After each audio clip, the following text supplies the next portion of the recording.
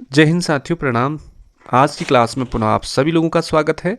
आज हम पुनः बाल विकास एवं शिक्षा शास्त्र से रिलेटिव वन लाइनर क्वेश्चन प्रस्तुत कर रहे हैं, जो कि आगामी परीक्षा के लिए बहुत ज़्यादा महत्वपूर्ण है। तो शुरुआत करते हैं साथियों पहले प्रश्न से। सतत एवं व्यापक मूल्यांकन की एक तकनीकी है। जो सतत एवं जो व्यापक मूल्यांकन की एक तकनीकी है, किसमें है? तो इसका जो राइट आंसर हो जाएगा निदानात्मक मूल्यांकन। निदानात्मक मूल्यांकन में सतत एवं व्यापक मूल्यांकन की एक तकनीकी है। बढ़ते अगले क्वेश्चन पे। अगला है साथियों, मूल्यांकन किया जाना चाहिए। इससे मूल्यांकन करने से क्या होता है, क्यों किया जाना चाहिए मूल्यांकन? तो इसका सटीक आंसर है बच्चों के सीखने के स्तर का ज्ञान होता है। बच्चों के जो सीखने का जो स्तर होता है, उनको उस चीज़ का ज्ञान होता है, पता चलता है, इसलिए मूल्यांकन किया जाना चाहिए। अगला है, एक प्रमाणीकृत परीक्षण में होता है। एक प्रमाणीकृत परीक्षण में क्या क्या चीज़ें होती हैं?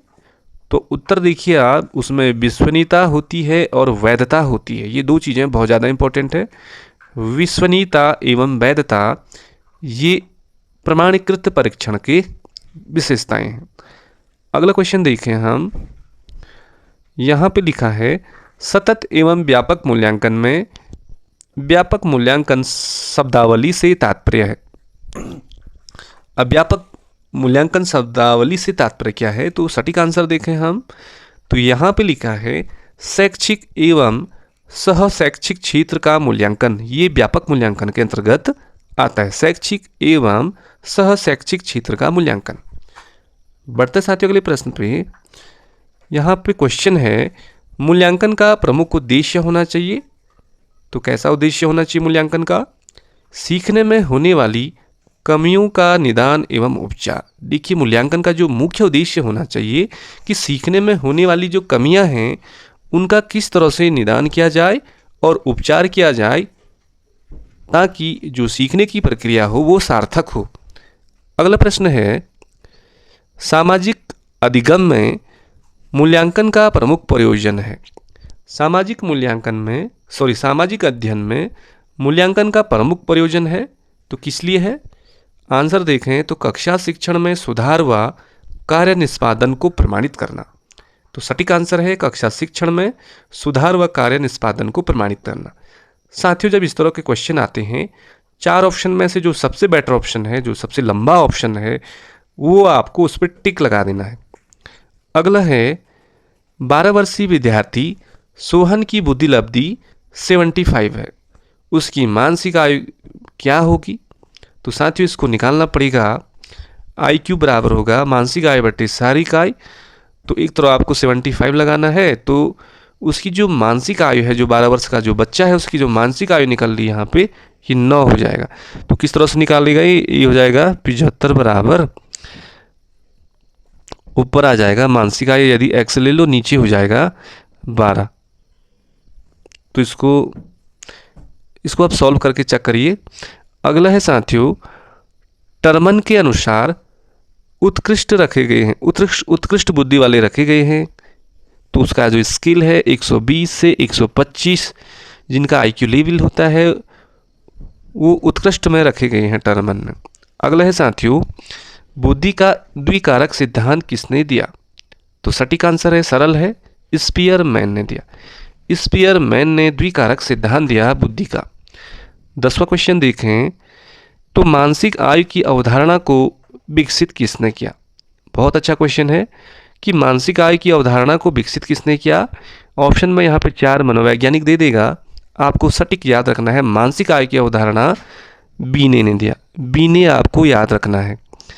अगला है साथियों, बुद्धि लब्धि संप्रत्य विकसित किया। ये भी बहुत अच्छा है कि जो बुद्धि लब्धि जो संप्रत्य विकसित किसने किया? तो टर्मन ने किया। टर्मन है, ये लिखने में मिस्टेक हो रही, टर्मन ने किया। अगला है यहाँ पे कि सामान्य तथा विशिष्ट कारक सिद्धांत का प्रतिपादन किसने किया? देखिए साथियों, जो द्विकारक सिद्धांत है उसका प्रतिपादन किया था स्पीयरमैन ने। तो उन्होंने वहाँ पे 2 कारक बताए, एक सामान्य कारक बताए, दूसरा उन्होंने विशिष्ट कारक बताए। तो क्वेश्चन इस तरह से भी आ सकता है कि सामान्य तथा विशिष्ट कारक सिद्धांत का प्रतिपादन किसने किया? तो स्पीयरमैन ने। स्पीयरमैन आपको याद रखना है, द्विकारक सिद्धांत। अगला क्वेश्चन है, बच्चों के सामाजिक विकास को प्रभावित करने वाले कारक कौन कौन से हैं? तो साथियों, बच्चों का जो सामाजिक विकास है उसको बहुत सारे कारक प्रभावित करते हैं। तो सबसे जो इम्पोर्टेंट कारक है उनका सामाजिक परिवेश, उनका जो सामाजिक परिवेशजन्य जो वहाँ पे एलिमेंट्स होते हैं, तत्व, वो सबसे ज़्यादा बच्चों के सामाजिक विकास को प्रभावित करता है। नेक्स्ट क्वेश्चन देखें, गंगा नदी निकलती है, तो गंगा नदी कहाँ से निकलती है? यदि ऑप्शन में आपको गोमुख दिखेगा तो आपको गोमुख पे टिक लगा देना है। यदि कहीं ऑप्शन में गंगोत्री ग्लेशियर दिखता है तो गंगोत्री को आपको यहाँ पे राइट कर देना है। तो गंगा नदी गंगोत्री ग्लेशियर से भी निकलती है और गोमुख से भी निकलती है। अगला क्वेश्चन है, यहाँ पे छपा नहीं है, बढ़ते अगले क्वेश्चन में 16वां, कोटोपेक्सी एक जागृत ज्वालामुखी है जो अवस्थित है। कोटोपेक्सी, कोटोपेक्सी क्या है साथियों? एक जागृत ज्वालामुखी है और कहाँ स्थित है? तो एडीज में, एडीज में आपको याद रखना है। अगला क्वेश्चन है, कोहलर किससे संबंधित है? तो सभी जानते हैं कोहलर के बारे में, हम काफ़ी वीडियो बना चुके हैं। तो कोहलर किस लिए फेमस है? तो अधिगम का सिद्धांत दिया कोहलर ने। अगला है 18वां, कौन सा युग्म सही नहीं कह रहा? अच्छा, ये अलग चीज़ है। 19वां, किस देश के संविधान से मौलिक कर्तव्यों को लिया गया है? देखिए साथियों, जो मौलिक कर्तव्य है वो किस देश के संविधान से लिए गए हैं? तो यूएसए से। अगला देखते हैं, एक वयस्क मानव में कुल अस्थियों की संख्या कितनी होती है? वयस्क मानव पूछेगा तो आपको 206 हड्डियां याद रखनी है, और यदि शिशु बोलेगा तो 300 हड्डियां आपको याद रखना है। नेक्स्ट क्वेश्चन है साथियों, पुष्कर मेला कहाँ आयोजित किया जाता है? देखिए साथियों, पुष्कर मेला जो लगता है आपका, ये लगता है आपका अजमेर में। अजमेर आपको बिल्कुल याद रखना है। अगला क्वेश्चन है साथियों 22वां, एक बालक जो साइकिल चलाना जानता है, मोटर बाइक चलाना सीख रहा है, यह उदाहरण है। तो ऊर्ध्व अधिगम स्थानांतरण का है ये, ऊर्ध्व अधिगम स्थानांतरण। नेक्स्ट क्वेश्चन देखें, इनमें से किसका नाम सृजन शास्त्र के पिता से जुड़ा हुआ है? तो गाल्टन, सृजन शास्त्र के जो पिता हैं वो कौन है? गाल्टन है। नेक्स्ट क्वेश्चन देखें, अंतर्मुखी व्यक्तित्व एवं बहिर्मुखी व्यक्तित्व का वर्गीकरण किसने किया? तो युंग ने किया। युंग है, यहाँ पे जंग लिखा है, आपको युंग याद रखना है साथियों, युंग। लास्ट क्वेश्चन है 25वां, विकास के परिणाम स्वरूप नवीन विशेषताएं और नवीन योग्यताएं प्रकट होती है, यह कथन किसने दिया? तो विकास के परिणाम स्वरूप नवीन विशेषताएं और नवीन योग्यताएं प्रकट होती हैं, यह कथन किसने कहा? तो गेसेल आपको याद रखना है। बढ़ते अगले क्वेश्चन पे। अगला क्वेश्चन देखते हैं, ग्रंथियों के आधार पर व्यक्तित्व के विभिन्न प्रकारों की चर्चा किसने की? तो ग्रंथियों के आधार पर व्यक्तित्व की चर्चा करने वाले जो मनोवैज्ञानिक थे कौन थे? तो क्रेस्मर आपको याद रखना है साथियों। अगला है क्वेश्चन, विद्रोह की भावना की प्रवृत्ति किस अवस्था से संबंधित है? तो वहाँ पे किशोरावस्था दे देगा बहुत सारे ऑप्शन में। तो विद्रोह की भावना की जो प्रवृत्ति किस अवस्था से संबंधित है? तो आपको मध्य किशोरावस्था आपको याद रखना है, मध्य किशोरावस्था आपको याद रखना है। अगला है साथियों, पारिस्थितिक तंत्र में ऊर्जा का मुख्य स्रोत क्या है? पारिस्थितिक तंत्र में ऊर्जा का मुख्य स्रोत क्या है? तो सूर्य का प्रकाश है, सूर्य का प्रकाश आपको याद रखना है। नेक्स्ट क्वेश्चन देखें, तो गोलमैन किससे संबंधित हैं? तो गोलमैन संबंधित हैं संवेगात्मक बुद्धि से, संवेगात्मक बुद्धि से। बहुत ज़्यादा इंपॉर्टेंट है साथियों, हम इंपॉर्टेंट क्वेश्चन को देखेंगे केवल।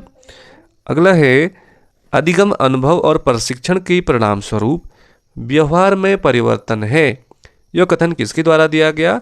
तो गेट्स व अन्य ने, गेट्स व अन्य आपको याद रखना है। नेक्स्ट क्वेश्चन है, बुद्धि के तरल क्रिस्टली प्रतिमान के प्रतिपादक कौन है?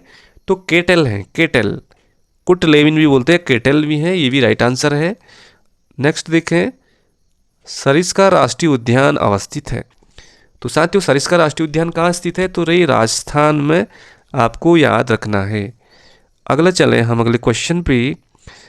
संज्ञानात्मक संप्राप्ति का न्यूनतम स्तर है। संज्ञानात्मक संप्राप्ति का जो न्यूनतम स्तर है, न्यूनतम कहेगा तो ज्ञान हो जाएगा आपका आंसर, ज्ञान। ज्ञान आपको याद रखना है। अगला क्वेश्चन है, वायुमंडल का प्रमुख स्तर जो पृथ्वी तल के सबसे नजदीक होता है तो वो कहलाता है स्ट्रेटोस्फीयर, क्षोभ मंडल कहलाता है, क्षोभ मंडल। अगले है साथियों, गिरसेर परियोजना अवस्थित है। तो गिरसेर जो परियोजना है कहाँ संबंधित है, तो ये गुजरात है, गुजरात, गिर से गुजरात आपको याद रखना है। नेक्स्ट क्वेश्चन है, सीखने में प्रयास व भूल के सिद्धांत का प्रतिपादन किसने किया, तो थार्नडाइक ने किया, थार्नडाइक। और थार्नडाइक किस देश के निवासी थे, तो ये संयुक्त राज्य अमेरिका। तो साथियों आज इतने ही क्वेश्चन देखते हैं, मिलते किसी अगली वीडियो में, तब तक के लिए बाय बाय, जय हिंद।